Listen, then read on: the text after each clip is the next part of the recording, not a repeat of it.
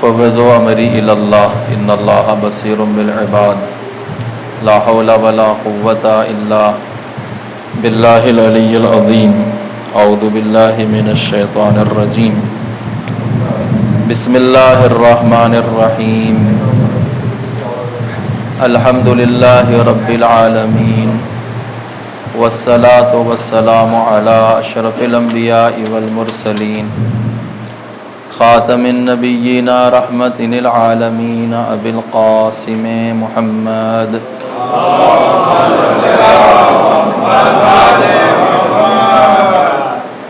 وعلى آلہ الطیبین الطاہرین المعصومین المظلومین لا سیما بقیت اللہ فی الارضین اما بعد فقد قال ابو عبد اللہ الحسین علیہ الصلاۃ والسلام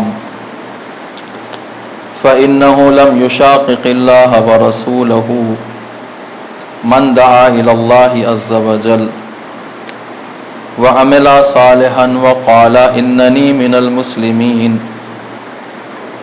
وقد دعوت إلى الأمان والبر والصلة فخير الأمان أمان الله ولن يؤمن الله يوم القيامة من لم يخفه في الدنيا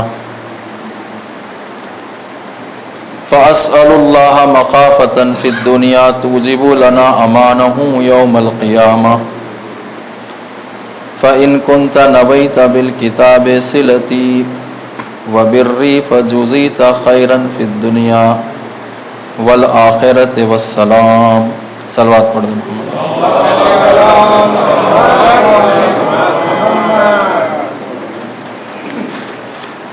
امام حسین علیہ السلام کا قیام خود امام حسین علیہ السلام کی زبانی ہم لوگ پہلے عشرے میں پڑھ رہے تھے اور قدم بقدم امام حسین علیہ السلام کے ساتھ آپ کے قافلے کے ساتھ آگے بڑھ رہے تھے تاکہ قیام کو نزدیک سے سمجھا جائے۔ اگر ہم قیام امام حسین کو اگر کوئی عنوان دینا چاہیں، ٹائٹل دینا چاہیں،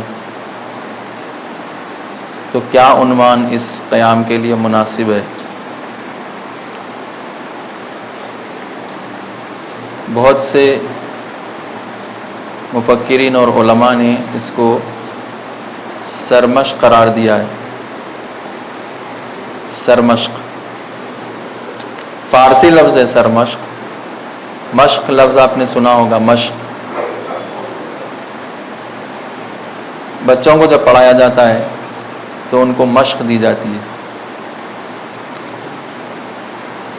مثلا اگر استاد شاگرد کو لکھنا سکھاتا ہے کہ خوبصورت کیسے لکھا جائے، تو پہلی لائن جو ہے وہ استاد لکھ دیتا ہے اور شاگرد سے یہ کہتا ہے کہ اوپر جو لائن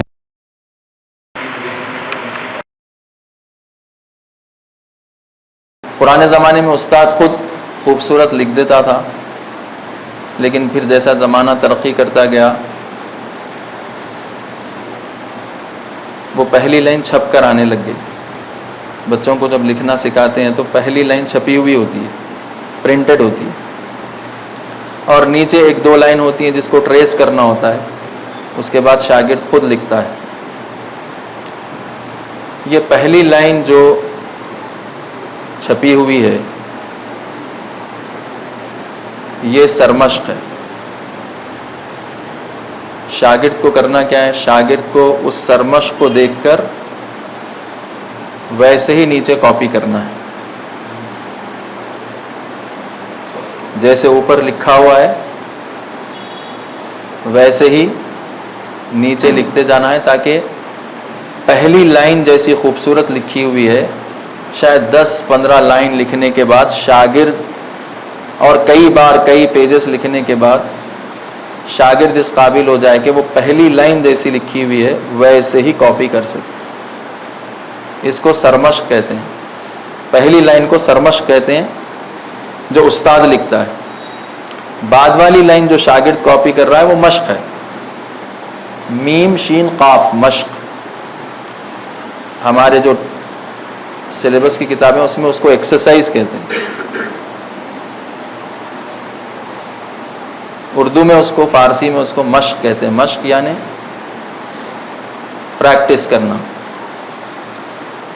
کب تک پریکٹس کرنا؟ جب تک کہ اس پہلی لائن جیسے لکھنے کے قابل نہ ہو جائے، اس وقت تک لکھتے رہنا. سید الشہداء کا قیام سرمشق ہے. سید الشہداء نے سرمشق لکھ دی ہے. ہم سب شاگرد ہیں، اب ہم کو اس کو کاپی کرنا ہے. کب تک؟ جب تک کہ ہماری لکھی ہوئی چیز سید الشہداء کی لکھی ہوئی چیز سے مطابق نہ ہوں. سید الشہداء معلم ہیں اور ہم شاگرد ہیں اس مکتب کے. بات یہاں ختم ہوئی تھی کہ امام حسین علیہ السلام نے مدینے سے قیام فرمایا اور پھر یہ اعلان فرما دیا کہ میں بیعت نہیں کروں گا. انکار بیعت کر کے آپ مدینے سے نکلے اور اپنے مقصد کو بھی واضح کر دیا کہ کس مقصد کے لیے وہ مدینے سے نکل رہے ہیں. 28 رجب سن 60 ہجری کو آپ مدینے سے نکلے اور 3 شعبان کو مکہ پہنچے. 3 شعبان سے 8 ذی الحج 4 مہینے 5 دن آپ مکے میں مقیم رہے اور مکے میں امت مسلمہ کو آمادہ کرتے رہے کہ وہ آپ کے قیام میں شامل ہو جائے. 4 مہینے 5 دن یہی عمل، بیداری جس کو کہتے ہیں، جگانا، امت کو جگاتے رہے، بیدار کرتے رہے کہ وہ حضرت کے قیام میں شامل ہو جائے. اور پھر جب فیصلہ کن مرحلے میں لے جانا ہوا اس قیام کو تو آپ نے مکہ چھوڑ دیا. اور مکہ چھوڑنے کی وجہ بھی آپ نے بیان کر دی. ایک تو مکہ حرم امن الہی ہے، وہاں پر خون خرابہ نہیں ہو سکتا ہے، وہاں پر کسی کا خون بہایا نہیں جا سکتا ہے. اور دوسری بات فرمائی کہ اگر میں مکے میں رہوں تو یزید اغتیال کے ساتھ مجھے قتل کر دے گا. اغتیال غول سے ہے، یعنی اس طرح قتل کرے گا کہ میرے قاتل کا پتہ نہیں چلے گا کہ میرا قاتل ہے کون. اور سید الشہداء سے پہلے اغتیال ہو چکا تھا. خلیفہ سوم اغتیال میں ہی مارے گئے تھے، پتہ ہی نہیں چلا تھا کہ کس نے قتل کیا. مکے سے نکلے آپ اور مکے سے جب خارج ہونے لگے تو مکے کے گورنر نے اپنے چھوٹے بھائی یحییٰ بن سعید کو بھیجا کہ امام حسین کو روک لے، کیونکہ وہ مامور ہی اس بات پر تھا، عمرو ابن سعید مکے کا گورنر، کہ امام کو مکے میں روکے رکھے، کیونکہ مکے میں قتل کرنا امام کو آسان تھا. سب سے آسان مدینے میں قتل کرنا تھا. اگر مدینے سے بچ گئے تو پھر مکے میں قتل کرنا آسان تھا نسبتاً مکے کے باہر. اور حضرت یہ فرماتے بھی تھے، فرمایا بھی آپ نے عبداللہ ابن زبیر سے کہ میں اس بات کو پسند کرتا ہوں کہ مکے سے ایک بالش بھر اس طرف باہر میں قتل ہونا پسند کرتا ہوں،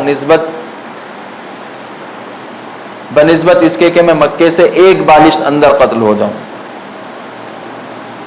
میں وہ دمبا نہیں بننا چاہتا جس کو رسول اللہ نے فرمایا تھا کہ جس کے ذبح ہونے کے بعد مکے کی حرمت پائمال ہو جائے گی. تو جب یحییٰ بن سعید نے آپ کو روکنا چاہا 100-200 سپاہیوں کے ساتھ تو بہت ہی توہین آمیز لہجے میں اس نے خطاب کیا، کیونکہ عرب میں نام لینا توہین ہے. اگر آپ میرے سامنے بیٹھے ہوئے تو آپ کا نام لینا توہین سمجھا جاتا ہے. کنیت سے خطاب کرتے ہیں. کنیت کس کو کہتے ہیں؟ جس میں بیٹے کی طرف نسبت دے کر خطاب کرتے ہیں. یا ابا الحسن، یا ابا القاسم، یا ابا محمد. سید الشہداء کی کنیت یا ابا عبداللہ تھی، ابا عبداللہ. لیکن اس نے کنیت سے نہیں بلکہ نام سے پکارا. پہلے تو کہا کہ انصرف این تذہب، پلٹ آئیے، آپ جا کہاں رہے ہیں. امام حسین رکے نہیں، وہاں پر دھکم پیل ہوئی. امام نے تازیانہ نکالا اور تازیانے چلے اور وہ لوگ پیچھے رہ گئے، امام آگے بڑھ گئے. جب امام دیکھا کہ امام ان کی دسترس سے آگے بڑھ چکے ہیں تو پکار کر اس نے کہا کہ یا حسین الا تتق اللہ، اے حسین آپ اللہ کا تقوی اختیار کیجیے. یہ خود حسین کہہ کر خطاب کرنا ہی توہین ہے، کیونکہ عرب کا رواج نہیں ہے نام لینا. اس کو کہنا چاہیے تھا یا ابا عبداللہ. پھر اس نے کہا تخرج من الجماعت وتفرق بین هذه الامہ، آپ جماعت سے باہر جا رہے ہیں اور آپ امت کو توڑ رہے ہیں. سید الشہداء نے اس کا جواب قرآن مجید کی آیت سے دیا، سورہ یونس کی 41ویں آیت، لی عملی ولکم عملکم انتم بریون مما اعمل وانا بریء مما تعملون. میرا عمل میرے لیے ہے اور تمہارا عمل تمہارے لیے ہے. میں جو کر رہا ہوں اس سے تم بری ہو اور تم جو کر رہے ہو اس سے میں بری ہوں. یہ کہہ کر آپ آگے بڑھ گئے. آخری مجلس میں جناب عبداللہ ابن جعفر کا ذکر ہوا تھا، جو جناب زینب کے شوہر ہیں، عبداللہ ابن جعفر طیار. تفصیلی ان کا تعارف بھی ہوا تھا کہ وہ کس طرح کی شخصیت کے حامل تھے. انہوں نے جب دیکھا کہ سید، پہلے تو خط لکھا، وہ خط میں نے اس دن پڑھ دیا کہ خط میں لکھا کہ آپ مکے میں ہی رہیے، مکے سے کوفے کی طرف مت جائیے، اگر آپ کوفہ جائیں گے تو آپ قتل ہو جائیں گے، قتل کر دیے جائیں گے. اور میں مکے کے گورنر سے آپ کے لیے امان نامہ حاصل کر لیتا ہوں، امان حاصل کر لیتا ہوں. وہ اس طرح کی شخصیت ہے کہ ان کے تعلقات سب سے تھے. تو انہوں نے کہا کہ میں عمرو ابن سعید سے آپ کے لیے امان حاصل کر لوں گا، آپ مکے سے خارج مت ہوئیے، مکے سے باہر مت جائیے، کوفے کی طرف ہرگز مت جائیے. کوفہ جائیں گے تو آپ ہلاک ہو جائیں گے. اور اگر میں بنی امیہ سے آپ کے لیے امان حاصل کر لوں تو آپ کی جان، آپ کے اہل و عیال کی جان، آپ کا مال سب محفوظ ہے. یہ خط جناب عبداللہ ابن جعفر نے اپنے بچوں سے بھیجا تھا امام حسین کی طرف. امام نے اس کا جواب بھی دے دیا. امام نے جواب میں یہ فرمایا کہ میں نے آپ کا خط پڑھ لیا اور میں نے آپ کی بات سمجھ بھی لی، لیکن رسول اللہ مجھ سے یہ فرما رہے ہیں، خواب میں ایک حکم دے رہے ہیں، میں اس حکم پر عمل کر رہا ہوں اور میں مکے میں نہیں رکنے والا ہوں، مکے سے میں جانے والا ہوں. جب ان کو یہ خبر ہوئی کہ سید الشہداء مکہ چھوڑ کر چلے گئے تو وہ مدینے سے نکل کر مکہ تشریف لائے، عبداللہ ابن جعفر طیار. اور انہوں نے عمرو ابن سعید سے ملاقات کی، مکے کے گورنر سے، اور اسے کہا کہ ایک امان نامہ لکھ دے امام حسین کے نام پر. وہ تو نہیں لکھنا چاہ رہا تھا، لیکن جناب عبداللہ ابن جعفر کے اصرار پر ایک امان نامہ تیار کیا گیا، جس میں یہ کہا گیا، کل ایک مجلس میں نے پڑھی تھی، اس میں یہ بات میں نے وہاں پہ عرض کر دی، لیکن چونکہ بہت سے لوگ نئے نظر آ رہے ہیں تو پھر اس کو دہرانا پڑ رہا ہے، کہ اس میں اس نے لکھا کہ عمرو ابن سعید نے لکھا کہ میں آپ کو واسطہ دیتا ہوں اللہ کا کہ آپ واپس پلٹ آئیے، اور میں اللہ سے یہ دعا کرتا ہوں کہ آپ مکہ واپس پلٹ آئیں. اللہ کا واسطہ آپ کو دیتا ہوں کہ آپ مکہ واپس پلٹ آئیں اور کوفے کی طرف ہرگز نہ جائیں. آپ کوفے میں آپ کے لیے ہلاکت ہے. اور اس نے ایک لفظ استعمال کیا تھا کہ آپ شقاق کے مرتکب ہو رہے ہیں، آپ شقاق کے مرتکب ہو رہے ہیں، اور میں شقاق سے آپ کو متنبہ کرتا ہوں، خبردار کرتا ہوں، ہوشیار کرتا ہوں کہ آپ شقاق کے مرتکب نہ ہوں۔ اور اگر آپ واپس آ جائیں مکہ تو آپ دیکھیں گے کہ میں آپ کو کوئی تکلیف نہیں پہنچاؤں گا، اور آپ کے لیے بہترین پڑوسی ثابت ہوں گا میں، اور آپ کی جان مال اہل و عیال سب محفوظ رہے گی مکے میں۔ اور میں یہ امان نامہ عبداللہ ابن جعفر اور میرے چھوٹے بھائی یحییٰ بن سعید کے ہاتھوں آپ کی طرف روانہ کر رہا ہوں، جیسے یہ امان نامہ آپ کو ملے ویسے ہی آپ مکہ واپس پلٹ آئیے۔ کہ پہلے تو ان کی کوشش یہ تھی کہ کچھ لوگوں کو بھیجا کہ جا کے امام حسین کے اوپر ایک ایسا اخلاقی دباؤ بنائیں کہ امام مکہ نہ چھوڑیں، مکہ نہ چھوڑنے پر مجبور ہو جائیں، لیکن وہ اخلاقی دباؤ کام نہیں آیا، تو پھر دھمکی کہ حسین کو مکے سے باہر جانے نہیں دینا ہے، چاہے قتل ہی کر دینا پڑے حسین مکے میں۔ اور جب دھمکی بھی کام نہیں آئی، تھریٹ کام نہیں آیا، تو پھر تیسرا حربہ انہوں نے امان کا استعمال کیا کہ آپ کو امان ہے، آپ واپس آ جائیے، آپ کی جان مال اہل و عیال سب کچھ محفوظ ہے، آپ واپس مکہ تشریف لا لیجیے۔ اس کے جواب میں سید الشہداء نے یہ خط، اسی وقت سید الشہداء نے یہ خط لکھا عمر ابن سعید کے نام پر۔ اس میں یہ فرمایا کہ اما بعد فإنه لم يشاقق الله ورسوله من دعا إلى الله عز وجل وعمل صالحا۔ اس نے جو الزام لگایا کہ آپ شقاق کے مرتکب ہو رہے ہیں، تو حضرت نے پہلا ہی جواب اس کو یہی دیا کہ جو اللہ اور اس کے رسول کی طرف دعوت دے رہا ہو اور جس کا عمل صالح ہو، وہ ہرگز شقاق کا مرتکب نہیں ہو سکتا۔ وقال اننی من المسلمین، اور جو یہ کہہ رہا ہو کہ میں مسلمانوں سے ہوں۔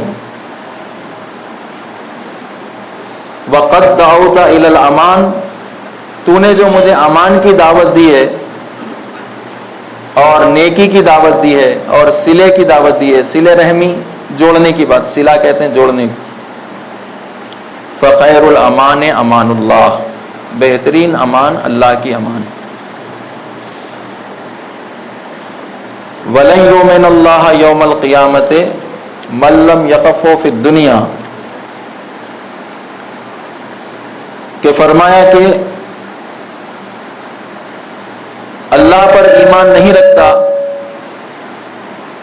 وَلَن يُؤْمِنَ اللَّهُ، اللہ پر ایمان نہیں رکھتا، یوم القیامت، قیامت کے دن، مَن لَّم يَخَفْهُ فِي الدُّنْيَا، جو دنیا میں اس سے نہیں ڈرتا، فَأَسْأَلُ اللَّهَ مَخَافَةً فِي الدُّنْيَا، میں دنیا میں ہی اللہ سے اس کے خوف کا طلبگار ہوں، تُوجِبُ لَنَا أَمَانَهُ يَوْمَ الْقِيَامَةِ، تاکہ قیامت کے دن وہ خوف میرے لیے امان کا سبب بن جائے۔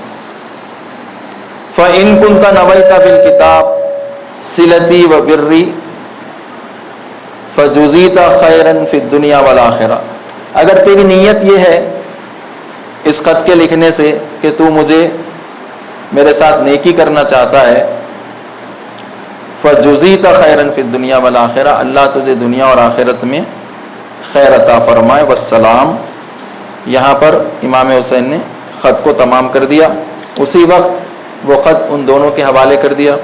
اس نے دو افراد عائل سمے تھے تاکہ امام کو یہ یقین ہو جائے کہ ایک گورنر کا بھائی ہے اور ایک میرا رشتہ دار ہے، عبداللہ ابن جعفر جو میرے رشتہ دار ہیں۔ تو ان کو سید الشہداء کو یہ یقین ہو جائے کہ ہاں یہ لوگ اپنی بات میں سچے ہیں، واقعاً امان دینا چاہتے ہیں۔ سید الشہداء نے رد کر دی وہ بات کو، کہا کہ میں واپس مکہ نہیں آؤں گا اور مجھے تیری امان نہیں چاہیے، میں اللہ کی امان میں ہوں، میں جو اللہ کی امان میں ہوں، مجھے تیری امان کی ضرورت نہیں ہے۔ وہ خط عبداللہ ابن جعفر کے حوالے کر دیا آپ نے۔ عبداللہ ابن جعفر اور یحییٰ بن سعید دونوں پلٹ کر مکہ آئے انہوں نے عمرو ابن سعید کو حضرت کا وہ خط دے دیا. عمرو ابن سعید نے خط پڑھ کر کہا کہ کیا کہا انہوں نے؟ کہا کہ وہ واپس آنا نہیں چاہتے ہیں. تو وجہ کیا بتائی کہ کیوں واپس آنا نہیں چاہتے؟ تو کہا کہ انہوں نے وجہ یہ بتائی کہ انہوں نے رسول اللہ کو خواب میں دیکھا ہے اور رسول اللہ یہ فرما رہے ہیں کہ آگے بڑھو، یا حکم دے رہے ہیں. تو رسول اللہ کیا حکم دے رہے ہیں؟ تو انہوں نے بتانے سے منع کر دیا کہ وہ نہیں بتائیں گے، اور وہ قیامت کے دن پتہ چلے گا کہ رسول اللہ مجھے کیا حکم دے رہے تھے. یہ بات انہوں نے کہہ دی. تاریخ میں جو شخصیتیں ہیں، تاریخ میں یا کبھی بھی کسی بھی سوسائٹی میں، معاشرے میں بعض بڑی بڑی شخصیتیں ہوتی ہیں اور ان شخصیتوں سے غلطیاں بھی ہوتی ہیں، غلطیاں بھی کرتے ہیں وہ. تو معمولاً یہ رواج ہے اور مروت بھی اسی میں ہے کہ بڑی شخصیتیں جو غلطی کرتی ہیں ان کو چھپا دیا جائے. بڑی شخصیتوں کی غلطیوں کو، ان کا بھرم رکھنے کے لیے وہ غلطیوں کو چھپا دیا جائے، ان کو عام نہ کیا جائے. یہ عام طریقہ ہے، آج بھی رائج ہے یہ طریقہ کہ بڑے لوگ جب کوئی غلطی کرتے ہیں تو ان کی شرافت، نجابت، خاندانی پس منظر، کئی باتوں کو مد نظر رکھ کے ان کی غلطیوں کو چھپا دیا جاتا ہے، دبا دیا جاتا ہے، عام نہیں کیا جاتا. یہ کہہ کر کے بڑی شخصیتیں، اچھی بات نہیں ہے کہ ان کی غلطیاں لوگوں میں عام ہو جائیں. لیکن واقعہ کربلا اور کلن ایک فارمولا یہ ہے کہ بڑی شخصیتوں کی غلطیوں کو اس وقت تک چھپانا صحیح ہے جب تک کہ ان کی غلطیوں کا نقصان خود ان کی ذات تک محدود ہو.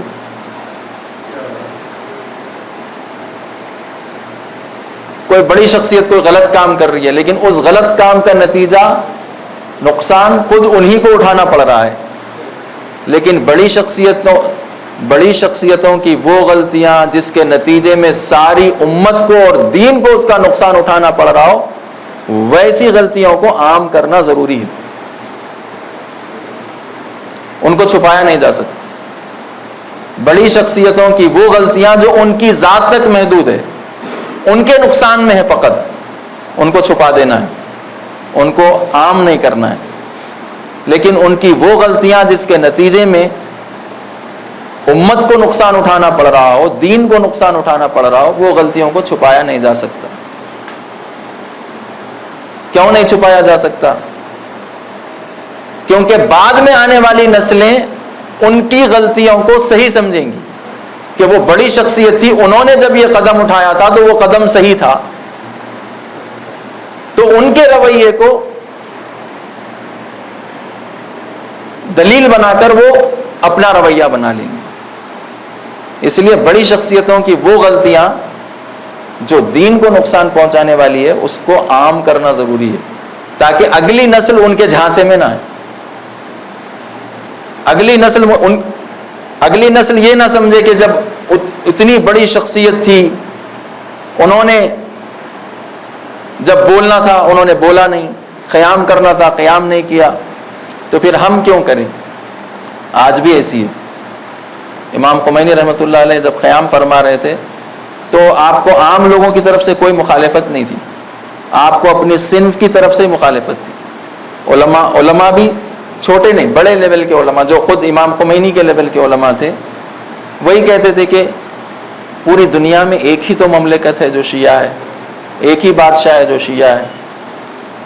اس بادشاہ کی بھی اگر حکومت ختم ہو جائے گی تو پھر بچے گا کیا؟ یہ بڑے لوگوں کی فکر تھی، شخصی یعنی ان کی رائے تھی، نظریہ تھا. جب بڑے لوگ یہ رائے بنا لیتے ہیں، نظریہ بنا لیتے ہیں، تو عوام بھی بڑے لوگ، عرض کیا کہ عوام خواص کی تابع ہوتی ہے. خواص جو نظریہ بناتے ہیں عوام اس کی پیروی کرتے ہیں، اس کی تبعیت کرتے ہیں. تو بڑے لوگوں کی وہ غلطیاں جو ان کی ذات تک جس کا نقصان محدود ہے، ان کو واقعاً عام نہیں کرنا چاہیے، ان کو چھپا، ان کا بھرم رکھنا چاہیے. لیکن ان کی وہ غلطیاں جس کے نتیجے میں امت کو نقصان اٹھانا پڑ رہا ہو اور اس کا اثر کئی صدیوں پر محیط ہو، تو ان غلطیوں کو چھپانا نہیں چاہیے بلکہ ان کو برملا کرنا چاہیے۔ برملا اس لیے تاکہ اگلی نسلیں ان کے جھانسے میں نہ آئیں۔ تو عبداللہ ابن جعفر پہنچے وہاں پر اور پھر ان کو یہ جواب ملا تو پھر وہ واپس ہو گئے اور یہ کہا کہ یہ دو میرے بچے ہیں اون اور محمد، ان کو آپ لے کر آگے جائیے۔ پھر وہ خود واپس آ گئے مکہ، اور اس کے بعد عرض کیا میں اس دن کہ کافی عرصے تک حضرت عبداللہ ابن جعفر زندہ رہے، 90 سال تک زندہ رہے، 90 ایئرس انہوں نے عمر کی۔ ہوتا یہی ہے کہ تاریخ میں ایسے ہی لوگوں کا رویہ منتقل ہو جاتا ہے اگلی نسلوں تک۔ آخری مجلس میں جو میں نے عرض کیا تھا کہ آج آپ دیکھیں تاریخ میں کس کا رویہ منتقل ہوا زیادہ، امام حسین کا رویہ منتقل ہوا یا عبداللہ ابن عباس کا رویہ منتقل ہوا، عبداللہ ابن عمر کا رویہ منتقل ہوا۔ عبداللہ ابن عمر عبادی شخصیت، دوسرے خلیفہ کے بیٹے، امام حسین سے والہانہ محبت، دل سے محبت کرتے ہیں۔ ہمارے ذہنوں میں جیسے شخصیتیں بنی ہوئی ہیں اور جو تعصب ہمارے ذہنوں میں ہیں شخصیتوں کے حوالے سے، ویسا اس زمانے میں نہیں تھا۔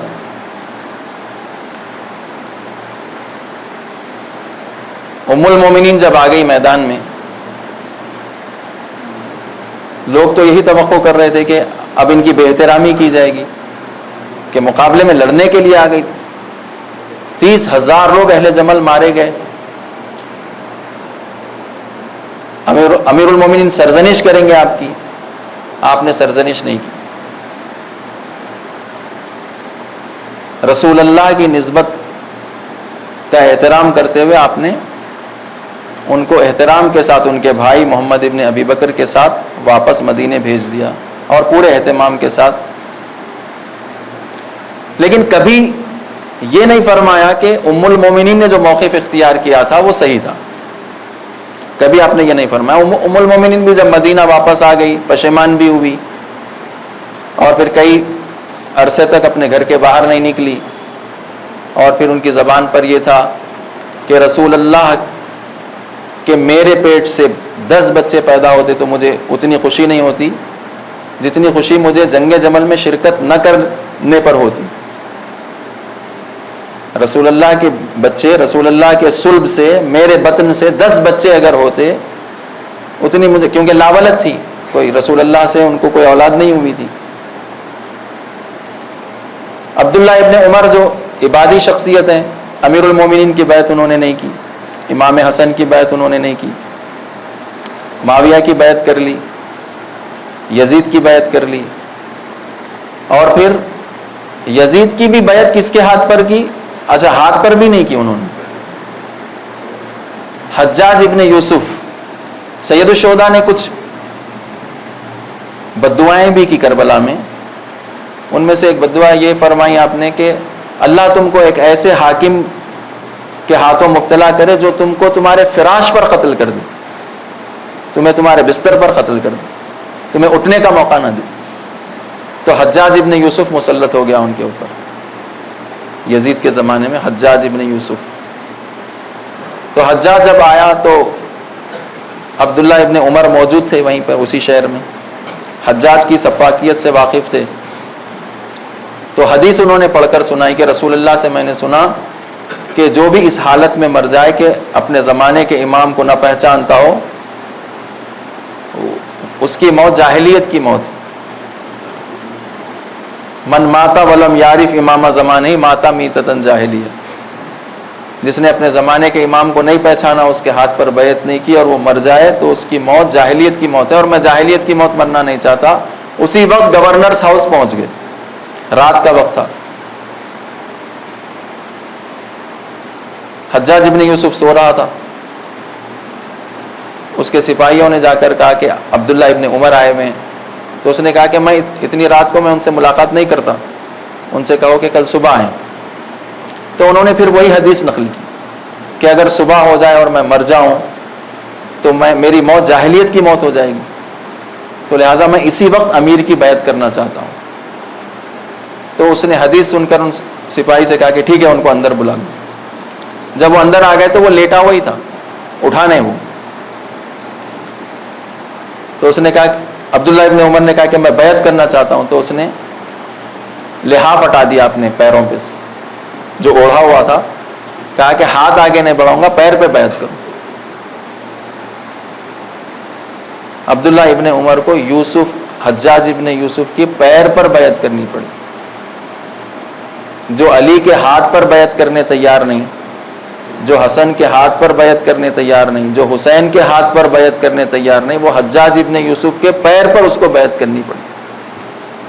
اور پھر اسی حجاج نے, جس کی بیعت کر چکے تھے, طواف کر رہے تھے خانہ کعبہ کا, حجاج نے کسی کو کہا کہ زہر آلود نیزہ ان کے پیر میں مارے. اس نے مارا, زہر سارے بدن میں پھیل گیا. یہی حجاج ان کی عیادت کو پہنچ گیا, کہا کہ کس نے آپ کے ساتھ یہ کیا؟ تو اس نے کہا کہ حرم میں جس نے ہتھیار لانے کی اجازت دی اس نے میرے ساتھ یہ کیا. جس نے حرم میں, جہاں پر ہتھیار لے جانا ممنوع ہے, منع ہے, جس نے حرم میں ہتھیار لانے کی اجازت, یعنی گویا وہ یہی کہہ رہے تھے کہ تو ہی ہے, وہ تو ہی تو گورنر ہے مکے کا, تو نے ہی اجازت دی لوگوں کو ہتھیار لانے کی مکے میں, حرم میں, اور اسی حالت میں فوت ہو گئے. تو خواص جو ہوتے ہیں ان کی وہ غلطیاں جن غلطیوں کی وجہ سے بعد میں آنے والے جنریشنز, بعد میں آنے والی نسلیں اس کو اپنے لیے رول ماڈل نہ سمجھ لیں, اس لیے ان کی ان غلطیوں کو عام کرنا ضروری ہے. اگر نہ کیا جائے تو بعد میں آنے والی جنریشنز سمجھتی ہیں کہ وہ جو کر کے گئے ہیں وہ صحیح کر کے گئے ہیں, اور ہم کو انہوں نے جو کیا وہی ہم کو کرنا آگے. تو یہ سارے خواص عبداللہ ابن عباس, عبداللہ ابن عمر, عبداللہ ابن زبیر. زبیر تو محبت نہیں کرتے تھے, میں نے عرض کیا, وہ آ کر محبت کا اظہار کر رہے تھے, فقط دل میں کوئی محبت نہیں تھی, بلکہ دل سے چاہ رہے تھے کہ امام حسین مکہ چھوڑ کر جائیں تو لوگ ان کی طرف متوجہ ہو جائیں. اور ہوا ویسے. امام حسین مکہ چھوڑ کر جو ہی گئے, عبداللہ ابن زبیر نے قیام کیا امام حسین کی شہادت کے بعد. وہ حجاز جو امام حسین کا ساتھ دینے کے لیے تیار نہیں تھا, عبداللہ ابن زبیر کا ساتھ دینے کے لیے تیار ہو. حجاز, مکہ, مدینہ, طائف, جدہ, ایک شخص بھی حجاز کا امام حسین کے ساتھ نہیں آیا, قیام میں شامل نہیں ہوا. نہ مکے سے آیا نہ مدینے سے آیا. جو لوگ آئے وہ آپ کے قریبی رشتہ دار, اور رشتہ داروں میں بھی وہ رشتہ دار جو حضرت کے تابع تھے, وہ رشتہ دار جو اپنی مستقل حیثیت رکھتے تھے, وہ آئے ہی نہیں حضرت کا ساتھ دینے. زمانے کے بعد چھٹے امام, امام جعفر صادق علیہ السلام سے کسی نے یہ پوچھا کہ جس زمانے میں امام حسین نے قیام کیا اس زمانے میں بنی ہاشم کی تعداد 70 تھی, برجستہ افراد 70 تھے, لیکن شہید فقط 18 ہوئے.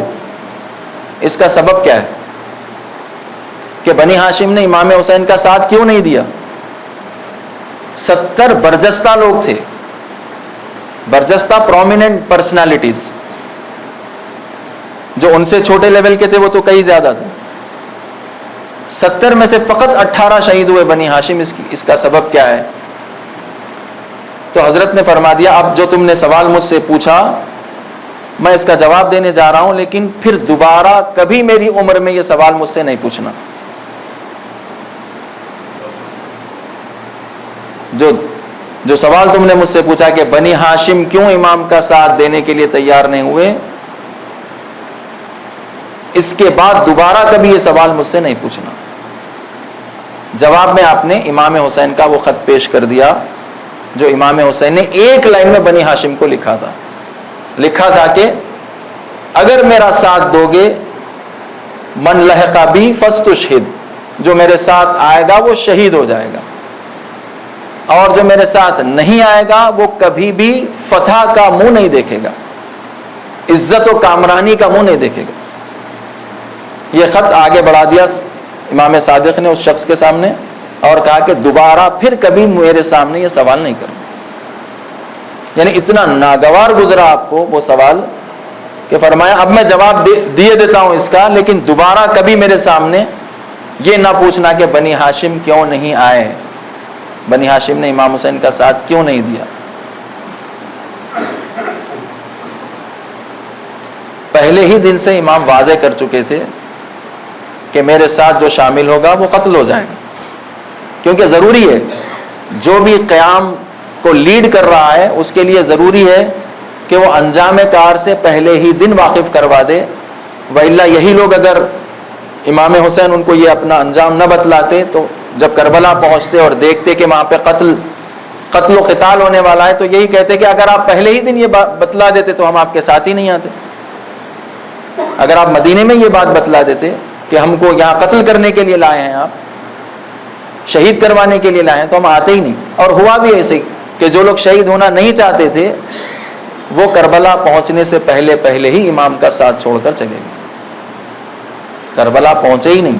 لیکن جو کربلا پہنچ گیا پھر وہ واپس نہیں گیا، جو کربلا آ گیا پھر اس نے پسپائی اختیار نہیں کی، واپس نہیں ہوا۔ پھر امام حسین کا قافلہ آگے بڑھا، آگے بڑھ کر منزل تنعیم میں پہنچا۔ مکے سے باہر تنعیم ایک مقام ہے، آج بھی ہے وہ مقام، آج جہاں پر مسجد عائشہ ہے۔ جب آپ عمرہ کرنے جاتے ہیں تو وہ ڈرائیورز وہاں پہ کھڑے ہوئے پکارتے رہتے ہیں مسجد عائشہ، مسجد عائشہ، مسجد عائشہ۔ مسجد عائشہ مکے سے قریب ترین میقات ہے، یعنی اگر آپ مکے میں ہیں اور آپ کو عمرہ کرنا ہے دوبارہ تو آپ کو محرم ہونے کے لیے دوبارہ مکے سے باہر مسجد عائشہ جانا پڑتا ہے، وہاں پر آپ محرم ہوتے ہیں، محرم ہو کر پھر واپس آتے ہیں۔ مسجد عائشہ جس جگہ پر آج واقع ہے پرانا نام اس کا تنعیم ہے، منزل تنعیم یہ پہلی منزل تھی۔ اس طرح تقریباً 15 منازل طے کر کے امام حسین علیہ السلام کوفہ جانا چاہتے تھے، جانے نہیں دیا گیا آپ کو، اب کربلا پہنچے۔ منزل تنعیم جب پہنچے آپ تو آپ نے قافلے کو آتے ہوئے دیکھا یمن سے، جو قیمتی کپڑے اور قیمتی خوشبوئیں لے کر جا رہا تھا۔ تو حضرت نے اس قافلے کو روکا اور یہ پوچھا کہ یہ قافلہ جا کہاں رہا ہے؟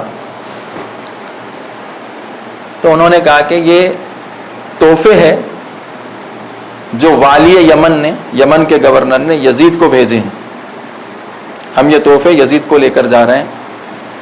یمن میں اس زمانے میں صنعت تھی، کپڑے کی صنعت، اسی لیے برد یمانی یہ سب مشہور تھے اس زمانے میں، یمن کے کپڑے مشہور تھے اور شاید آج بھی مشہور ہے یمنی لباس اور قیمتی خوشبوئیں ہم یزید کی طرف لے کر جا رہے ہیں۔ یزید کو یمن کے گورنر نے تحفے کے طور پر یہ چیزیں بھیجی ہیں۔ تو حضرت نے اپنے قافلے والوں سے کہا کہ یہ تمام چیزیں ضبط کر لی جائیں، چھین لی جائیں ان سے۔ تو وہ 2 قافلے تھے، یعنی اس زمانے میں جیسے آج ہے، آج اگر ایک جگہ آپ کو کچھ بہت زیادہ سامان بھیجنا ہے تو آپ ٹرک ہائر کرتے ہیں، آپ کے پاس، ہم سب کے پاس تو ٹرک ہوتے نہیں ہیں، تو ہم ٹرک ہائر کر کے اس کا کرایہ ادا کرتے ہیں، وہ ٹرک والا آپ کا سامان آپ کے ڈیسٹینیشن تک پہنچا دیتا ہے۔ تو حضرت نے کہا کہ اب آپ کو اختیار ہے، آپ یہ دو ٹرانسپورٹیشن والے تھے، اس میں ایک شخص کے کچھ اونٹ تھے، ایک شخص کے کچھ اونٹ تھے۔ تو حضرت نے کہا کہ اگر آپ چاہیں تو ہمارے ساتھ چل سکتے ہیں جہاں تک ہم جا رہے ہیں، جتنا کرایہ ہوگا آپ کا وہ سارا کرایہ میں ادا کر دوں گا اور اس کے اوپر بھی دوں گا،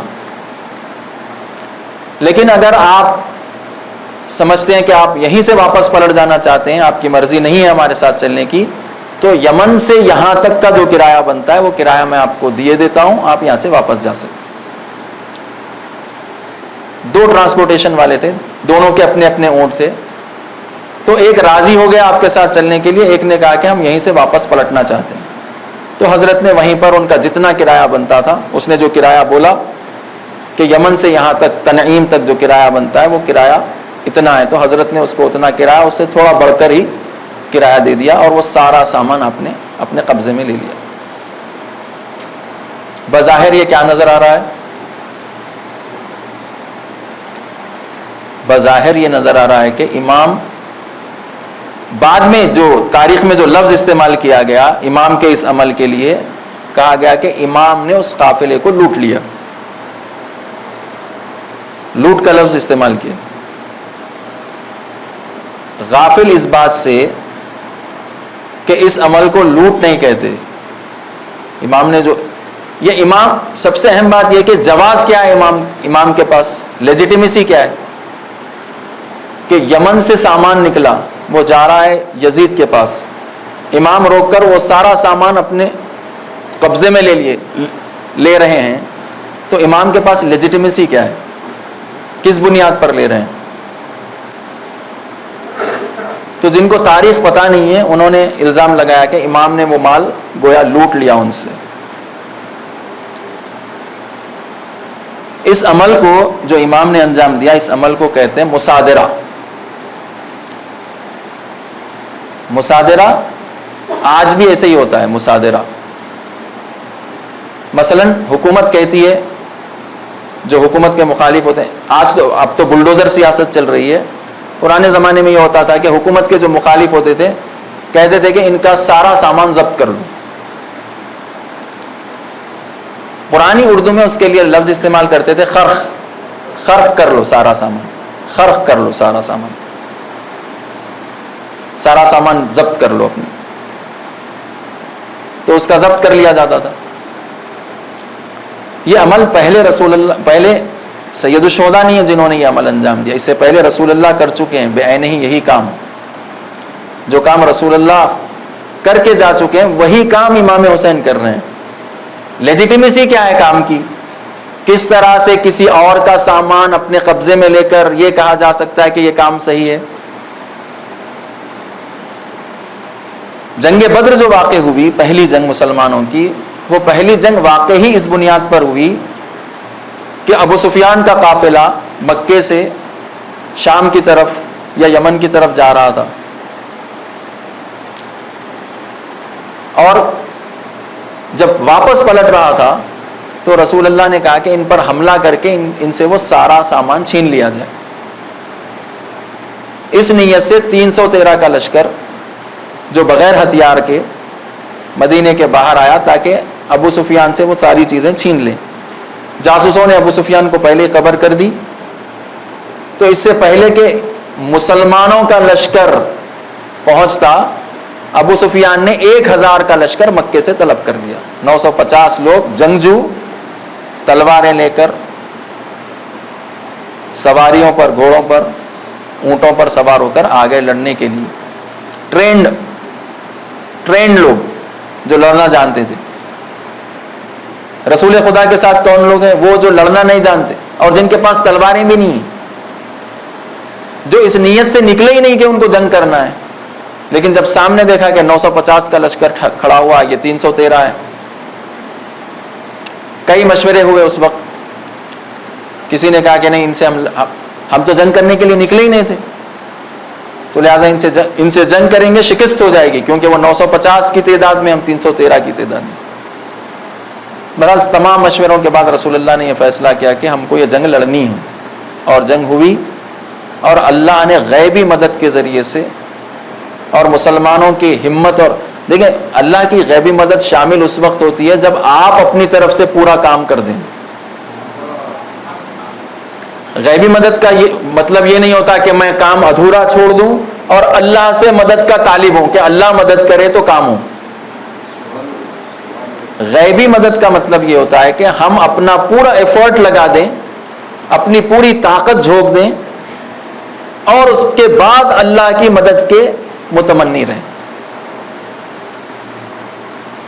اس کے بعد دعا کریں اللہ سے۔ اللہ نے فرشتوں کو بھیجا، بہرحال کئی واقعات پیش آئے۔ معرکۃ الآرا جنگ ہوئی، مسلمانوں کو فتح ہو گئی، اور اس سے مشرکوں کے حوصلے پست ہو گئے۔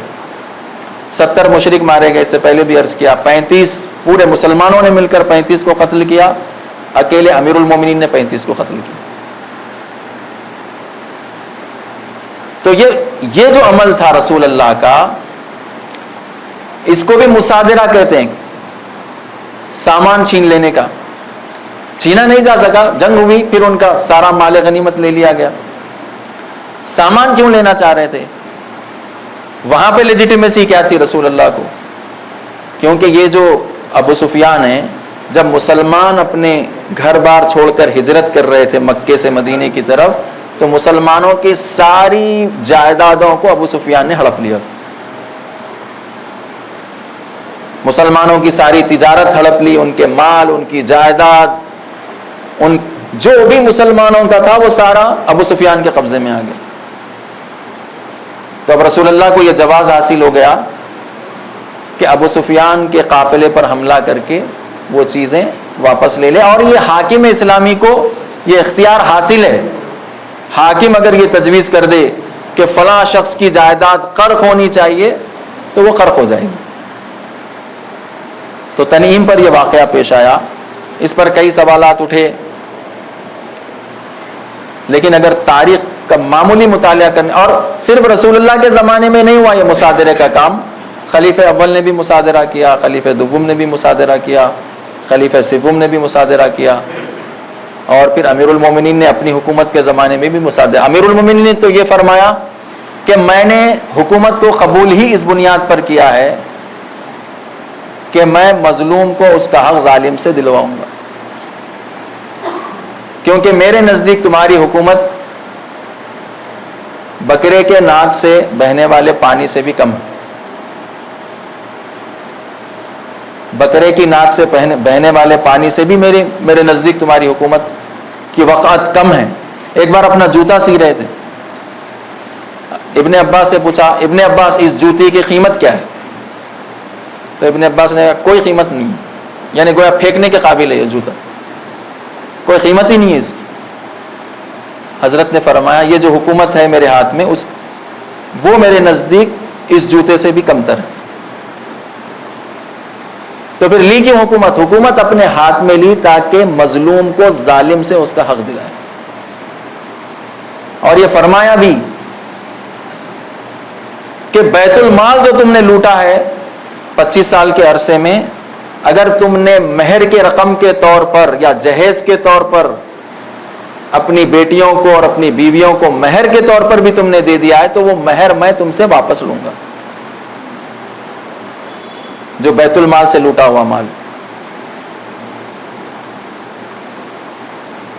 सिलसिला आगे बढ़ा सैयदुल शुहदा का, और फिर ये तमाम सिलसिले और मनाजिल तय करके आप 2 मुहर्रम को आप करबला पहुंचे। लेकिन ये तमाम वाक़यात आप देखें कभी मिंबर से बयान नहीं होते, और मैं जो अर्ज़ कर रहा हूँ बहुत ही शॉर्ट में अर्ज़ कर रहा हूँ, बहुत ही कंसाइज और समराइज़ करके बात कर रहा हूँ, वइल्ला इसको खोला जाए तो महज ये 20-20 घंटे की गुफ्तगू आधे घंटे में 45 मिनट में पेश करने की कोशिश की जा रही। जो गुफ्तगू 20 घंटे हुई है, 25 घंटे हुई है, इसको अभी खोलना बाकी है। बहुत सी चीज़ें कल भी मैं मजलिस में अर्ज़ कर रहा था, बहुत सी चीज़ें अभी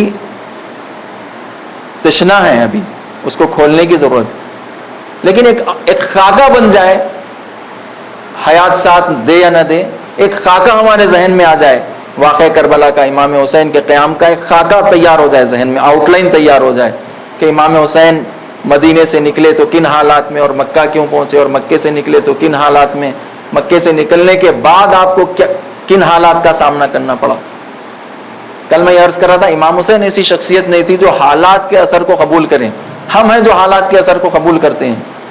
इमाम हुसैन अलैहिस्सलाम वैसी शख्सियत नहीं थी जो हालात के असर को कबूल करें। आप हालात पर असरअंदाज होने वाली शख्सियत थी, हालात के असर को कबूल करने वाली शख्सियत नहीं थी, बल्कि हालात पर असरअंदाज होने वाली शख्सियत थी। अब जो बनते हैं बच्चे, जो हालात जो बना देते हैं वो बन जाते हैं हालात, लेकिन बाज़ बच्चे होते हैं वो हालात के मुखालिफ में जाकर वो बनते हैं जो खुद बनना चाह रहे हैं। मसलन एक अमीर घराने में एक आलिम बन जाए, अमीर घरानों में मामूलन आलिम बनता नहीं है कोई, लेकिन एक अमीर घराने में आलिम बन जाए तो गोया ये हालात के मुखालिफ गया है। हालात तो नहीं चाह रहे थे कि इसको आलिम बनाए, लेकिन हालात के खिलाफ जाकर ये आलिम बन गया। सैयदुल शुहदा ایسی شخصیت تھے جو حالات پر اثر انداز ہوتے تھے، حالات آپ پر اثر انداز نہیں ہوتے، اس لیے آپ نے وہ جگہ انتخاب کی جہاں خود آپ چاہ رہے تھے قتل ہونا، تاکہ آپ کے قاتلوں کے چہرے سے نقاب نوچ لی جائے۔ مکے میں قتل ہوتے پتہ ہی نہیں چلتا کون قاتل ہے۔ عبداللہ ابن عمر اپنے قاتل، ان کا قاتل ان سے پوچھ رہا ہے کہ آپ کی یہ حالت کس نے بنا دی؟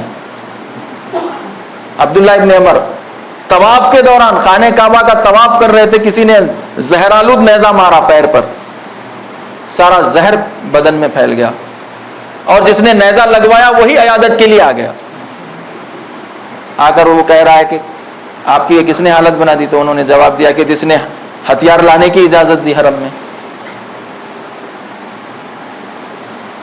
امام حسین ہوتے تب بھی یہی ہوتا کہ آپ کے ساتھ اغتیال کے ساتھ آپ کو قتل کر دیا جاتا، پتہ ہی نہیں چلتا قاتل کون ہے۔ تو واقعہ کربلا سرمشق ہے ہر زمانے کے لیے۔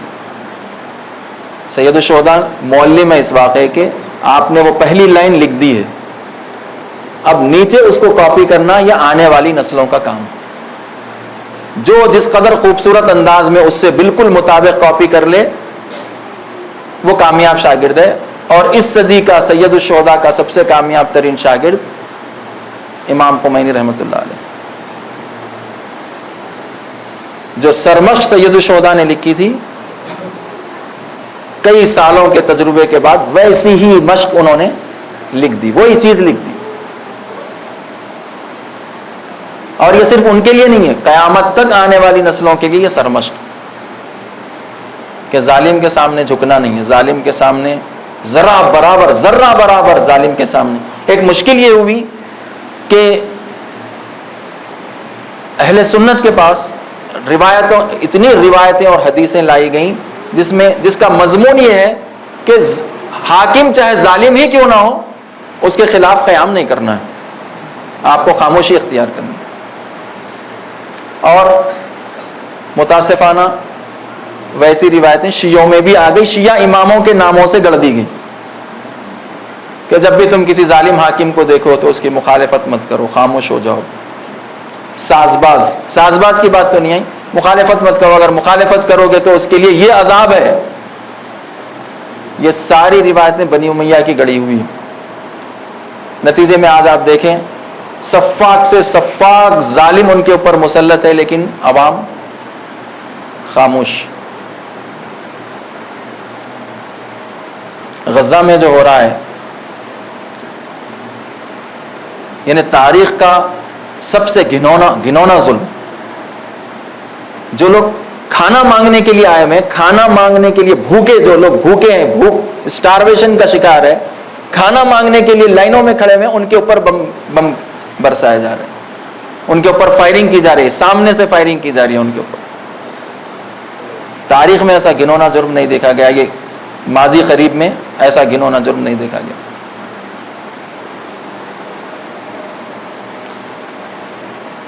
اور ان کے جو سیکرٹ ڈاکیومنٹس ملتے ہیں، جو ہیک کر کے نکالتے ہیں، تو پتہ چلتا ہے کہ $3 ٹریلین سعودی حکومت سے گئے ہوئے اسرائیل کے اکاؤنٹس میں۔ کس لیے؟ اور یہ اب جو ہتھیار استعمال ہو رہے ہیں غزہ کے لوگوں پر، جو ہتھیار استعمال ہو رہے ہیں، وہ ہتھیار ہے کہاں؟ وہ رکھے ہوئے کہاں ہیں؟ وہ ہتھیار وہ آ کہاں سے رہے ہیں؟ وہ رکھے ہوئے ہیں عرب ممالک میں۔ عربوں نے جو ہتھیار خریدے ہیں امریکہ سے، اس کے ڈپوز بنے ہوئے ہیں اور وہ رکھے ہوئے ہتھیار۔ اور امریکہ جب کسی کو ہتھیار دیتا ہے تو ہتھیار تو ہے ڈپو میں، اس کی چابی خود ان کے پاس، عربوں کے پاس نہیں ہے، کیونکہ وہ چلانا بھی نہیں جانتے وہ ہتھیار۔ وہ جو طیارے انہوں نے خریدے ہیں، کوئی سعودی اس کو اڑانا بھی نہیں جانتا۔ تو پھر یہ ہتھیار استعمال کب ہوتے ہیں؟ جب اسرائیل کو ضرورت پڑتی ہے۔ امریکہ سے ہتھیار نہیں آتے، یہیں سے استعمال ہوتے، اتنی دور سے لانے میں خرچہ ہے، یہیں کے عرب بیسس میں جو ان کے ہتھیار رکھے ہوئے ہیں وہیں سے آتے ہیں۔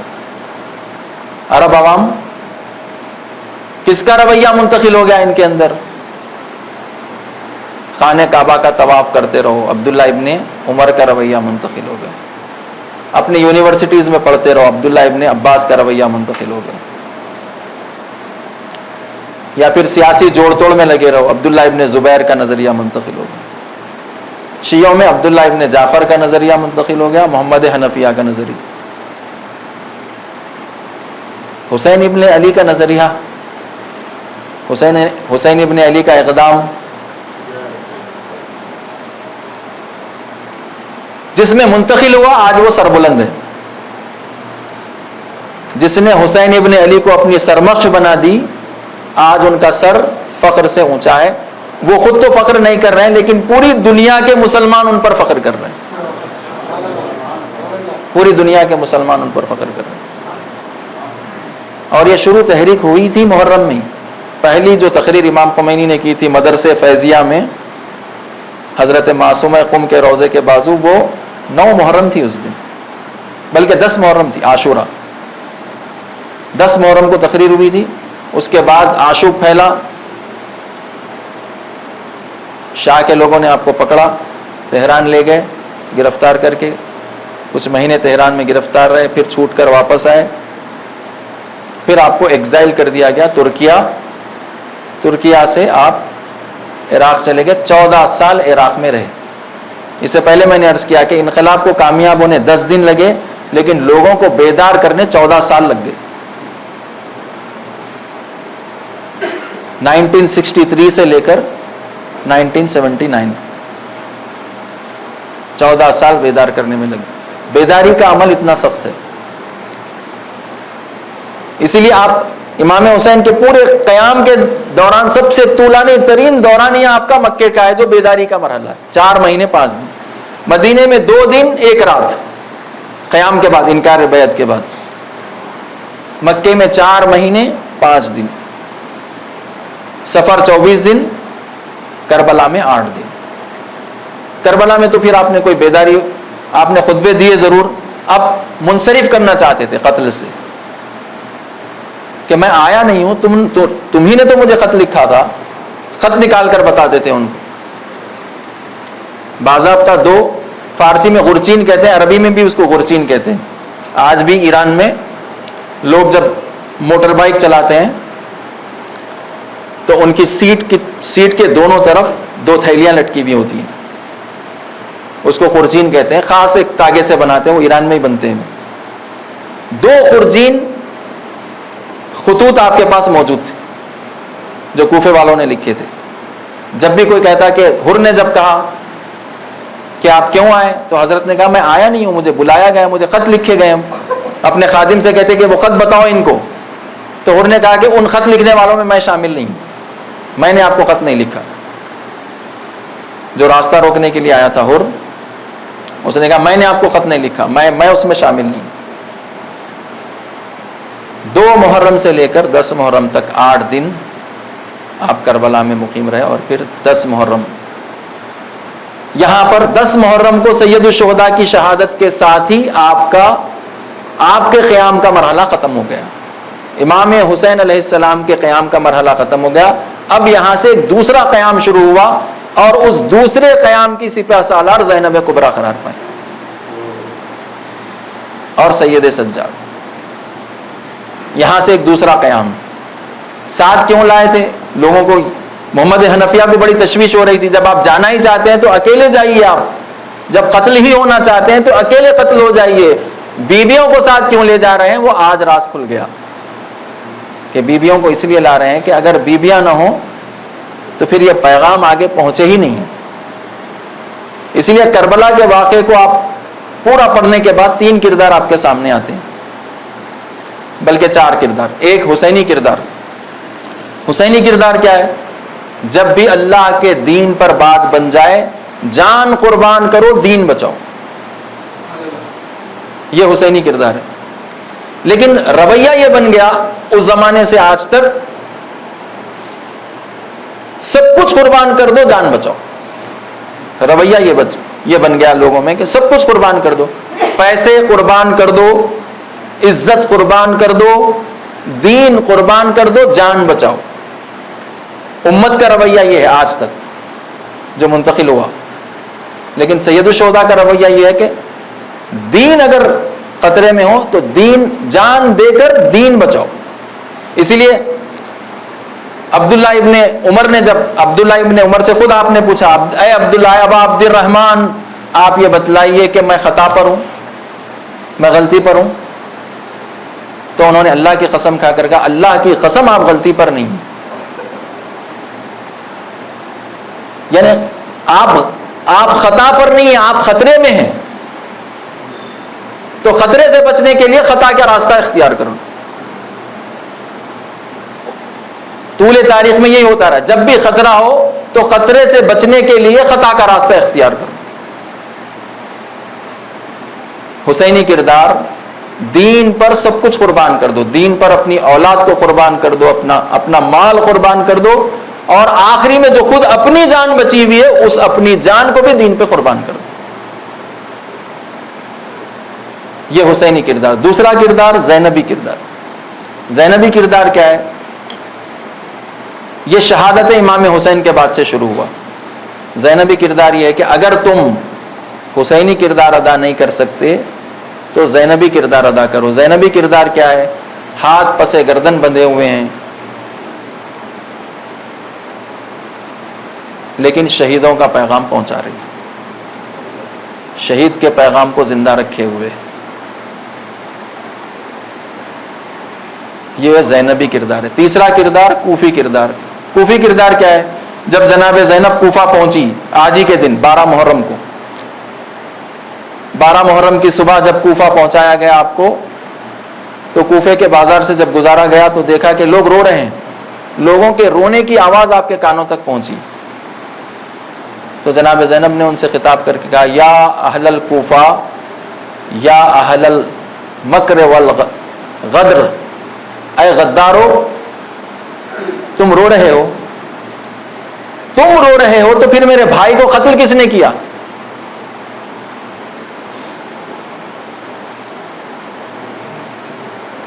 جناب زینب یہ فرما رہی ہیں کہ خاموش طبقہ بھی قاتلوں میں شامل ہے. لعن اللہ امتن قتلت کا ولعن اللہ امتن ظلمت کا ولعن اللہ امتن سمعت بذالک فرضیت بھی. خاموش طبقہ جو ساتھ نہیں دیا وہ بھی قاتلوں میں شامل. یہ کوفی کردار ہے. کوفی کردار کیا ہے؟ کچھ نہ کر کے رونا. اگر تم کچھ کرتے ہوتے تو آج تمہارے سر نیزوں پر ہوتے, یا پھر آج تم ہمارے ساتھ اسیر کھڑے ہوئے ہوتے, تمہارے ہاتھ بھی پسے گردن بندھے ہوئے ہوتے. تم کچھ نہیں کر کے رو رہے ہو, اللہ تم کو روتا ہوا ہی رکھے,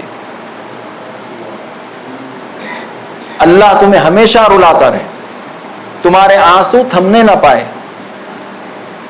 یہ میں بالکل خطبے کے الفاظ عرض کر رہا ہوں, اور اس خطبے کو بھی کبھی کھولنے کی ضرورت ہے. جناب زینب نے جو بیان فرمایا, اللہ تم کو. اور شامی کردار تو پتہ ہی ہے. شامی کردار کیا تھا؟ جو بھی حق کے لیے کھڑے ہو اس کو قتل کر دو. علی کھڑے ہوں علی کو قتل کر دو, حسن کھڑے ہوں حسن کو قتل کر دو, حسین کھڑے ہوں حسین کو قتل کر دو. حسین کی ذریت میں سے جو بھی حق کے لیے حق کا علم بلند کرے اس کو قتل کر دو. یہ شامی کردار ہے. یہ 4 کردار ہے, اور یہ 4 کردار آج بھی ہے. حسینی کردار, زینبی کردار, کوفی کردار, شامی کردار. پھر جب آپ کو لے جایا گیا ابن زیاد کے دربار میں, بنی امیہ نے لوگوں کی ذہنیت ایسی بنائی تھی جس کو عقیدہ جبر کہتے ہیں, کہ انسان کچھ کرتا ہی نہیں ہے, جو کچھ کرتا ہے وہ اللہ کرتا ہے. میں شراب نہیں پی رہا ہوں, اللہ مجھ سے پلوا رہا ہے شراب میں نہیں پی رہا ہوں. اگر اللہ نہیں چاہتا تو میں شراب نہیں پیتا, اللہ چاہتا ہے اسی لیے میں شراب پی رہا ہوں. اگر میں کسی کو قتل کر رہا ہوں تو میں قتل نہیں کر رہا ہوں, اللہ مجھ سے قتل کروا رہا ہے. اسی لیے اس نے چوتھے امام کو جب دیکھا زنجیروں میں جکڑا ہوا, عبید اللہ ابن زیاد نے آج ہی کے دن اپنے سپاہیوں سے کہا کہ کون ہے یہ شخص, یہ جوان کون ہے؟ تو لوگوں نے کہا کہ یہ علی ابن الحسین ہے. تو کہتا ہے کہ کیا علی ابن الحسین کو اللہ نے قتل نہیں کیا؟ قتل کی نسبت اللہ کی طرف, یعنی ہمارا کوئی ہاتھ نہیں ہے. اللہ چاہتا تھا کہ یہ قتل ہوں، ہم نے قتل نہیں کیا، اس لیے آخر تک یہی کہتے رہے وہ لوگ، اللہ نے قتل کروایا۔ حکومت یزید کو دی کس نے؟ اللہ نے دی، جبکہ اللہ نے انسان کو دنیا میں بھیجا اختیار اور ارادے کے ساتھ، اور جزا اور سزا اختیار اور ارادے کے ساتھ ہی ہے۔ اسی لیے کسی مجنون کے اوپر کوئی دین کا حکم نہیں، کسی نابالغ کے اوپر دین کا کوئی حکم نہیں، کیونکہ اس کے پاس نہ ارادہ ہے نہ اختیار ہے۔ جزا اور سزا انہی اعمال سے متعلق ہے جس میں انسان کا ارادہ اور اختیار دخیل ہو، ارادے کا دخل ہو، انسان کے اختیار کا دخل ہو۔ اختیار سے نماز پڑھا، جزا، ارادے سے روزہ رکھا، جزا۔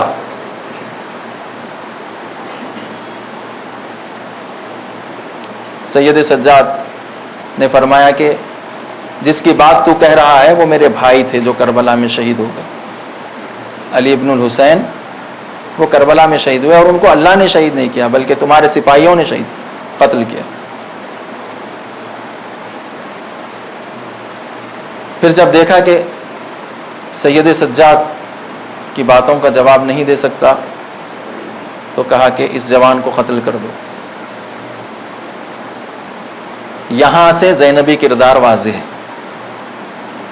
جیسے ہی جناب زینب نے یہ سنا کہ اس جوان کو قتل کر دو، ایک مرتبہ اپنے آپ کو بھتیجے کے اوپر ڈال دیا کہ جب تک میں زندہ ہوں، جب تک زینب زندہ ہے، میرے بھتیجے پر کوئی حملہ نہیں کر سکتا۔ جب ابن زیاد نے دیکھا کہ جناب زینب اپنے بھتیجے کو چھوڑنے کے لیے تیار نہیں، سپاہی اس کے منصرف ہو گئے، ہٹ گئے وہاں سے۔ اس طرح سے جناب زینب نے امام وقت کی جان کی حفاظت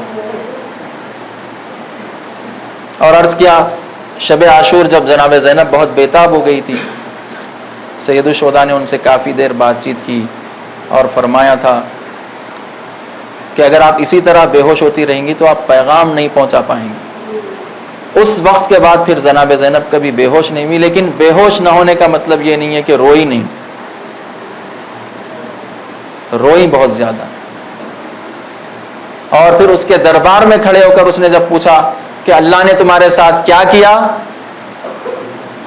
تو جواب میں کیا فرمایا، ما رأیت الا جمیلا، جو کچھ اللہ نے ہمارے ساتھ کیا وہ سب خوبصورت ہے۔ اللہ نے ہمارے ساتھ جو معاملہ کیا وہ حسین اور جمیل معاملہ ہے۔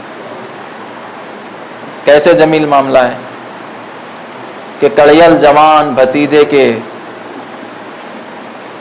سینے میں نیزہ لگنا یہ ہمارے لیے جمیل ہے، بھائی کے گلے پر خنجر چلتا ہوا دیکھنا یہ ہمارے لیے جمیل ہے۔ اور اتنی شدت کی دشمنی کربلا میں دکھائی گئی، جو عبداللہ ابن عباس نے کہا تھا امام حسین سے، یہ آپ کو شدت کے ساتھ قتل کریں گے، شدت ظلم کے ساتھ۔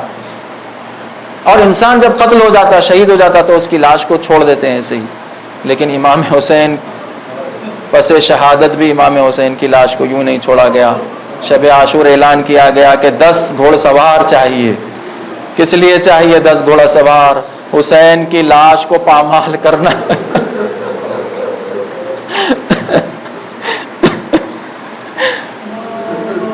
10 گھوڑے چنے گئے، 10 گھوڑ سوار آئے، 5 گھوڑ سوار مشرق کی طرف، 5 گھوڑ سوار مغرب کی طرف۔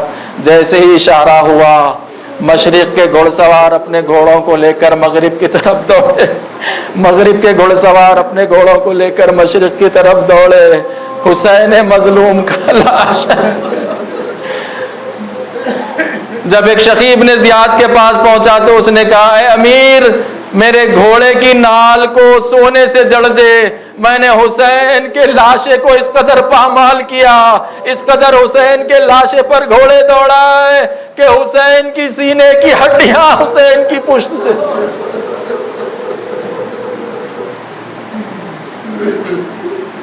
انا للہ و انا الیہ راجعون۔ یا اللہ ہمارے گناہان کبیرہ و صغیرہ کو معاف فرما، پروردگارہ ہم سب کا خاتمہ ایمان پر بخیر فرما۔ یا اللہ ہم سب کو قرآن مجید پڑھنے، پڑھ کر سمجھنے، سمجھ کر اس پر عمل کرنے کی توفیق عطا فرما۔ پروردگارا، واقعہ کربلا اور قیام امام حسین علیہ السلام کے اسباق کو اپنی زندگی میں عملی کرنے، اس رویے کو اپنی زندگی میں عملی طور پر اپنانے کی ہم سب کو توفیق عنایت فرما۔ پروردگارا، جو بیمار ہیں ان کو شفاء کاملہ و عاجلہ عطا فرما، جو بے روزگار ہیں ان کو روزگار عطا فرما، جو بے علم ہیں ان کو علم عطا فرما، جو بے اولاد ہیں ان کو اولاد صالح عطا فرما۔ پروردگارا، واسطہ محمد و آل محمد علیہ السلام کا مقامات مقدسہ کی حفاظت فرما، ہمارے مراجع مجتہدین علماء کا سایہ ہمارے سروں پر تادیر قائم فرما۔ رہبر معظم انقلاب اسلامی حضرت آیت اللہ خامنئی، مرجع علی قدر جہان تشیع حضرت آیت اللہ سیستانی کو اپنی حفظ و امان میں فرما، دشمنان اسلام کے ناپاک عزائم کو ناکام فرما۔ پروردگارا، اہل فلسطین، اہل غزہ، اہل یمن، اہل لبنان، اہل ایران کی نصرت فرما، اسرائیل غاصب کو ناکام، نامراد و نابود فرما۔ پروردگارا، ہمارے ملک کی فرقہ پرست طاقتوں کو ذلیل و خوار و رسوا فرما۔ پروردگارا، ہم سب کو مل جل کر متحد رہنے کی توفیق عطا فرما، ہمارے مرحومین کی مغفرت فرما، انہیں اپنی جبار رحمت میں جگہ عطا فرما۔ پروردگارا، واسطہ محمد و آل محمد علیہ السلام کا یا اللہ ہم سب کو تعلیمات اہل بیت پر عمل کرنے کی توفیق عطا فرما، حضرت حجت کے ظہور میں تعجیل فرما، ہمیں حضرت کے ناصروں میں شمار فرما۔ ایک مرتبہ سورہ حمد اور 3 مرتبہ سورہ قل هو اللہ احد کی تلاوت فرما کر مرزا محمد بہادر مرحوم اور بہادر علی مرزا مرحوم و اہلیہ کی ارواح کے لیے سال فرما۔ اعوذ باللہ من الشیطان الرجیم، بسم اللہ الرحمن الرحیم، الحمد للہ رب العالمین، الرحمن الرحیم، مالک یوم الدین، ایاک نعبد و ایاک نستعین، اہدنا الصراط المستقیم، صراط الذین انعمت علیہم غیر المغضوب علیہم ولا الضالین۔ بسم اللہ الرحمن الرحیم، قل هو اللہ احد اللہ الصمد لم یلد ولم یولد ولم یکن له کفوا احد۔ بسم اللہ الرحمن الرحیم، قل هو اللہ احد اللہ الصمد لم یلد ولم یولد ولم یکن